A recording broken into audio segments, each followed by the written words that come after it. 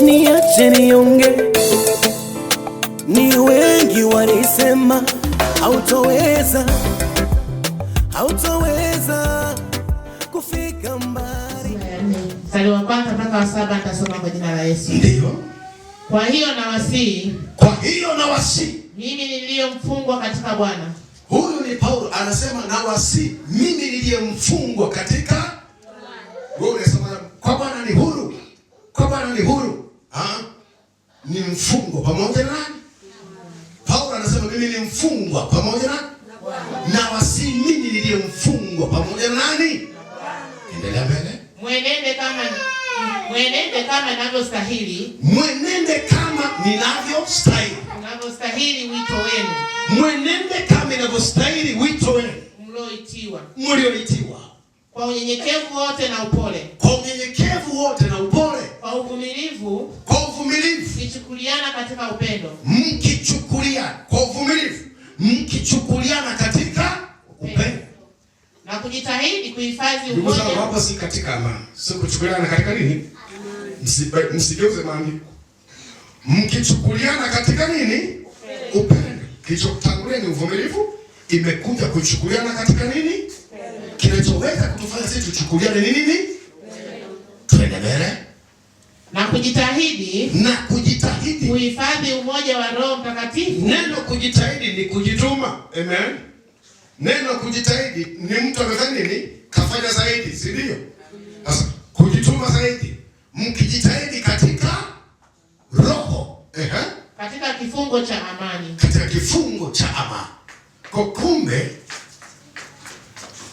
kumwamini Kristo, kuishi katika Kristo ni kifungo cha amani. Amen. Ni kifungo cha nini? Amani. Endelea. Mstari wa 4. Mwili mmoja na roho moja, kama ilivyoitwa katika tumaini moja, la wito wenu. Bwana mmoja, imani moja, ubatizo mmoja. Mungu mmoja, naye ni Baba wa wote, aliye juu ya yote, katika yote, na ndani ya yote. Lakini kila mmoja wetu alipewa neema katika kadiri ya kipimo cha kipawa. Jamaa, lakini kila mmoja wetu alipewa neema ya kadiri katika kipawa cha Kristo. Kipawa cha Kristo. Mstari wa 7. Barikiwe. Bwana Yesu asifiwe sana. Malizia wa 8 kabisa. Mstari wa 8. Hivyo husema. Alipopaa juu aliteka mateka. Alipopaa juu aliteka nini? Mateka. Ndio. Akawapa wanadamu vipawa. Pigie Bwana makofi mengi. Mara pengine Biblia inasema kipawa ulichopewa na Bwana utadaiwa. Kipawa ulichopewa na Bwana utafanya nini? Utadaiwa. Waimbaji wa zamani wakasema kipaji ulichopewa na Bwana utadaiwa. Maana akikufanya kazi ipasayo. Amen. Ulipewa kipaji lakini hukufanya hicho kipaji, akikufanya kazi yoyote. Haujapewa kipawa ili kikae tu. Ulipewa kipawa ili kifanye kazi.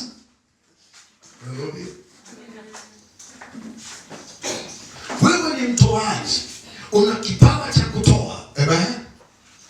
Zidi sana kutoa.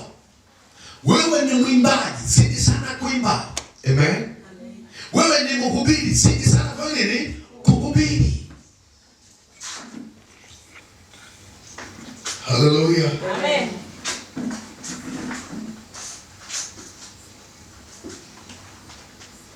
Vipawa viko vya namna nyingi sana, ambavyo kwa hivyo vipawa Mungu ameachilia mafanikio ya neema. Amen. Kutambue kila kipawa kinasomeka kama neema ya huyo mtu. Amen. Kila kipawa kinasomeka kama neema ya nani? Huyo mtu. Akikisimamia vizuri na akahitaji ujuzi zaidi kwa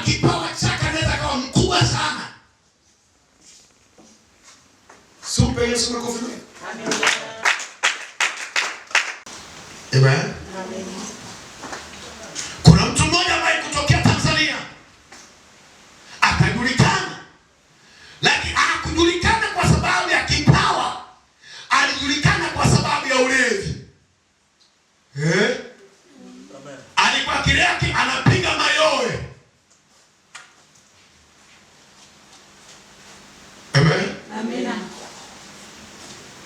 Akaleta msemo, nitabaki kwa juu, nitabaki kileleni, nitabaki kwa juu. Atabaki kwa juu kwa kulewa. Kabaki kwa nyumba yake. Paul Makonda akasikika kilia kwa machozi akisema, kama taifa hili litazidi kuwavumisha watu wa ajabu, watu ambao wamefanya vitu si vya kuigwa, kwa sababu huwezi ukamwambia mtoto wako hiki ni kipaji cha kulewa. Huwezi ukamwambia mwana ni wako mwiga, mtu alielewa anapiga kelele. Amen. Taifa litakuwa na watu maarufu wa ajabu, litakuwa na watu macelebrity wa ajabu, wa hovyo. Aliongea na nukuu. Amen. Kama inafika sehemu huyu mtu anapewa umaarufu, anapewa ya time ya kufuatiliwa kwa kusema tu nitabaki kwa juu. Utabaki kwa juu kwa nini? Amelewa. Kinachoongea ni mipombe, mitungi ndio inaongea kichwani. Amen. Wakampa watu nafasi. Nasema aliyokuwa na nywele ikawa maarufu. Amen. Amina. Ikawa ni sehemu nini? Anayonywea huyo mtu. Mnampa uambasada kwa ulevi. Sio kwa elimu aliyonayo, sio kwa kipawa alichonacho, ni kwa ulevi. Kwa namna nyingine alipewa umaarufu wa upumbavu na ujinga. Amen. Hallelujah. Amen. Bwana Yesu apewe sifa sana. Kwa Mungu haiko hivyo. Mungu anataka watu, kila mtu aishi kwa kipawa chake, kwa sababu ameachilia neema kupita vipawa. Amen.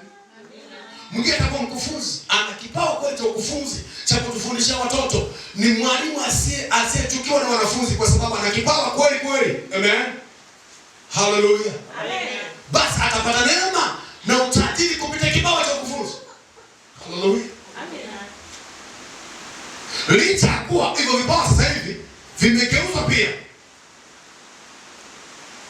Unakuwa na kipawa kile original, alafu unaambiwa ukisomee pia. Amen. Uongeze na ujuzi wa kukisomea. Lakini kwambie kinachobeba msingi ni kile original ambacho Mungu alikupa. Mbele soma kofi nani. Kile original Mungu alichokupa ndio kinakufanya uwe mkubwa. Vingine hivyo utaongeza kama maboresho ya kipawa chako. Haleluya. Kama maboresho ya nini? Ya kipawa chako. Na ndio maana wewe una kipawa cha kufanya biashara, ni mfanya biashara. Inawezekana ukusomea hata masuala ya marketing. Amen. Lakini unapaswa kubobea hapo. Unapotaka kutanua mipaka ya biashara yako, ndio unatakiwa uongeze elimu kichwani. Itakufanya uwe na mahusiano ya lugha na watu tofauti tofauti. Amen. Unajua unahitaji Kifaransa, unajua unahitaji Kiingereza, utasomea Kiingereza, English course zipo za kutosha. Amen. Utasomea kuongeza ujuzi wa lugha ili uweze kufanya biashara na watu wa lugha tofauti tofauti. Amen. Ni muhimu hiyo ili uweze kufanya biashara na watu wa mataifa mengine wasiozungumza lugha yetu. Amen. Utahitaji kuongeza Kiingereza, utahitaji kuongeza Kifaransa, utahitaji kuongeza Kichina kwa sababu unaenda China. Haleluya. Kwa hiyo unataka kufanya biashara yako kwa viwango vya kimataifa. Unataka kufanya biashara yako kwa mkoa wako huu. Haina haja. Amen. Haina haja. Kwa maana na utapata uchumi. Lakini nakushauri unapotaka kwenda mbali zaidi, lazima uangalie vitu ambavyo vitakufanya pia vitakavyokusaidia kwenda kimataifa. Unapaswa kujifunza uwe navyo. Haleluya.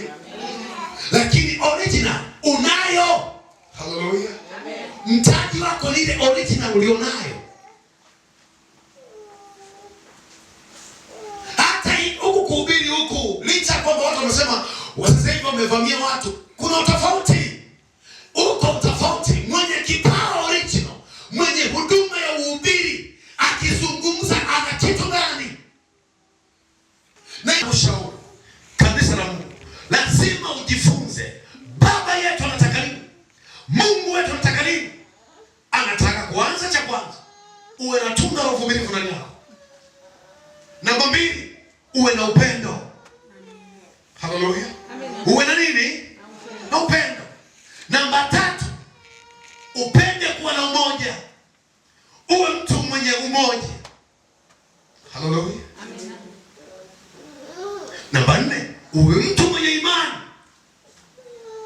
Haleluya. Namba 5, usikubali kutengana na ulioshikamana nao. Amen. Ikiwa Mungu amewaleta kwa mshikamano wa upendo wa kweli, amen, na unaona unafanya vitu vinaenda, usikubali. Sauti yoyote inayotaka kukutenganisha usipokee. Vumilia, endelea kukomaa. Hapo pana kusudi. Amen.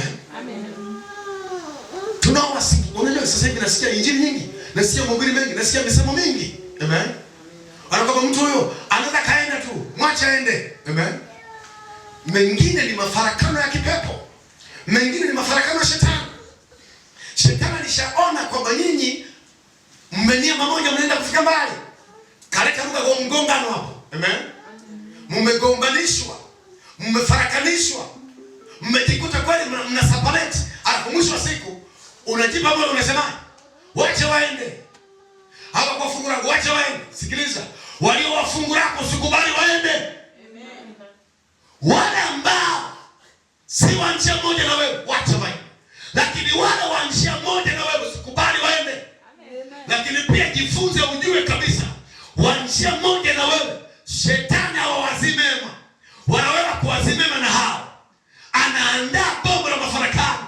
Mwe watu wa kufarakanika, mwe watu wa kufitinika. Ameandaa fitina na chuki kuja kuwasabaratisha. Msikubali hiyo iwasabaratishe. Msikubali hiyo iwasabaratishe. Wala msikubali mtawanyike. Shikamaneni, shikamaneni, vumilianeni, endeleeni mbele. Sikubali kusabaratika. Amen. Shetani, umoja wenu unaua kazi za shetani. Amen. Shikamaneni. Kanisa lenye nguvu ni lenye umoja. Na vipimo vya kweli kanisa lina umoja, si kwenye maneno.